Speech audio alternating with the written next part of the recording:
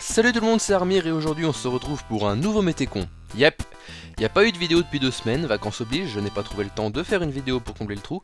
Mais comme vous étiez aussi tous en vacances, personne ne m'a réellement rouspété pour ça, puisque personne ne s'en est réellement rendu compte.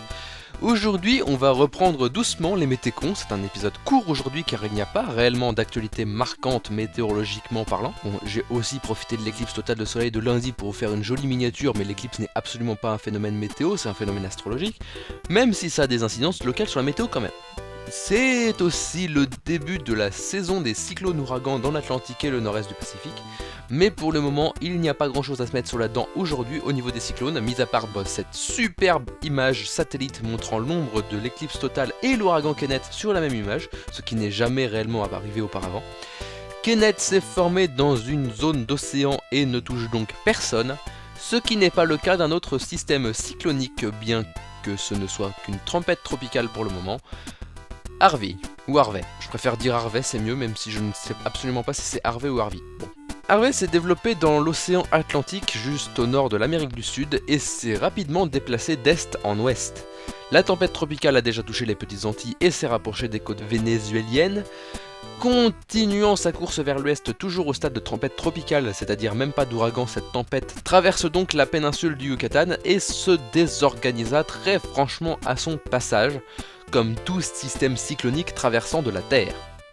Un cyclone ayant besoin de tirer de l'énergie d'une grande étendue d'eau chaude pour survivre. On se retrouve donc avec un Harvey défiguré, mal en point, même pas capable de faire de mal à une mouche à ce moment-là. Mais après la péninsule du Yucatan, il y a sur sa course une étendue d'eau plus connue sous le nom de Golfe du Mexique. C'est donc une étendue d'eau chaude, où Harvey, n'étant pas complètement décédé, allait pouvoir se réactiver.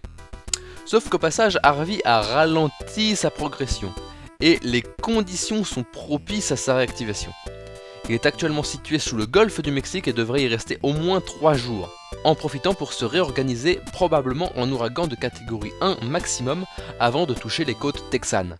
Sauf qu'il ne faut pas oublier ce que je vous ai raconté dans les derniers Métécons, la nature est une pute. Vous le saviez, nous le savions tous, la nature aime bien faire des méchants trolls bien gras.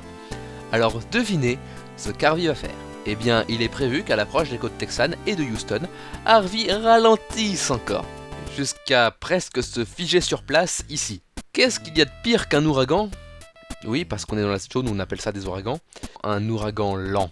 Certes, ça ne sera qu'un très faible ouragan de catégorie 1, peut-être même pas, hein.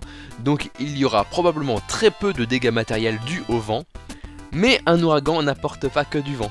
Il apporte aussi beaucoup de pluie.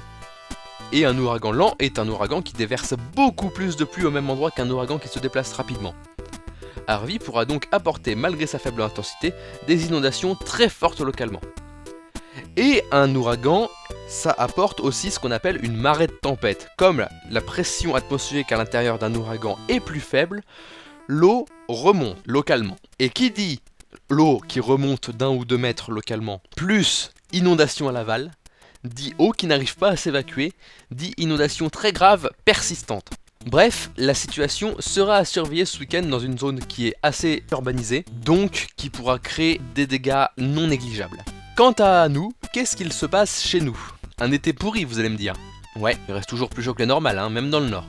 Alors certes, les températures maximales du mois d'août, si on exclut la canicule dont j'ai parlé lors du dernier épisode, sont dégueulasses, hein. Pas plus de 30 degrés, pas de gros coups de chaleur sur le nord en août, mais cette semaine promet d'être un peu plus chaude que le reste du mois d'août, évidemment, car la grande majorité d'entre vous sera revenue de vacances et ne pourra pas en profiter, parce que la nature te pisse dessus allègrement. Les températures seront estivales sur l'ensemble de la France jusqu'à mardi prochain, avec peut-être quelques jours d'orage à surveiller, bref, de quoi faire encore augmenter la moyenne des températures.